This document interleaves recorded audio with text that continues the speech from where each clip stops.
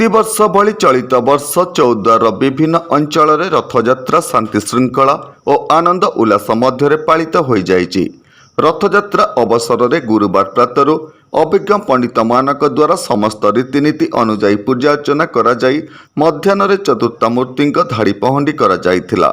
रथारूढ़ चतुर्था मूर्ति दर्शन पाई प्रबल गहली परिलक्षित होइथिला।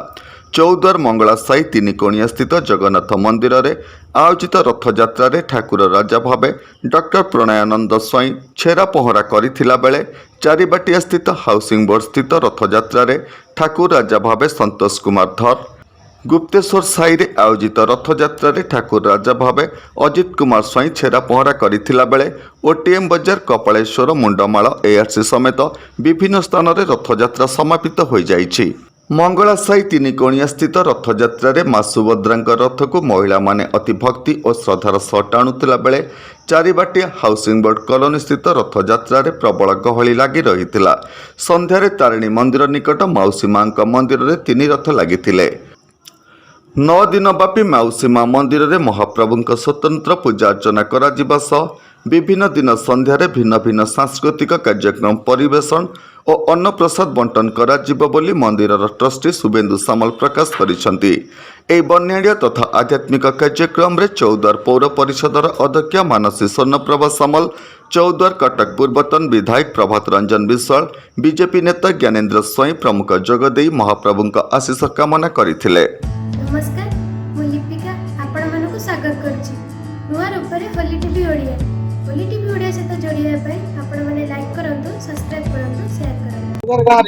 आज पवित्र प्रभु जगन्नाथंकर घोष यात्रा पुरी में सुंदर भाव में चली। लक्ष लक्ष जनसाधारण महाप्रभु जगन्नाथंकर रथ, प्रभु बलभद्रंकर रथ, मां सुभद्रांकर रथ आरंभ होई। चौद्वार गाँव में आज सुंदर भाव में प्रभु जगन्नाथंकर रथ प्राय हजार हजार संख्या जनसाधारण जो भाव में आसी प्रभु जगन्नाथ प्रभु बलभद्र मां सुभद्रा आशीर्वाद लेउछन्ति। देखिले विश्वास करिबने कोई भाव रही प्रभु जगन्नाथ प्रति। तेणु एतिके केवल आज पवित्र घोषयात्रा कामना करी प्रभु जगन्नाथ समस्त आशीर्वाद देइछन्ति। सान पीढ़ी मानकु दिग्दर्शन सान पीढ़ी पांतु एही भली भाव महाप्रभु जगन्नाथ रथयात्रा चारिआडे आज कटक सहर बड़मंडई राणीहाट जबरा शिखरपुर महानदेविया सहित आज चौद्वार 7 नंबर वार्ड सब जगह सुंदर भाव लक्ष लक्ष जनसाधारण समागम प्रभु तरफ प्रभु समस्त आशीर्वाद देखते धार्मिक चिंताधारा आहरी समस्ते सुंदर चिंताधारा भितर आगे कार्यक्रम कर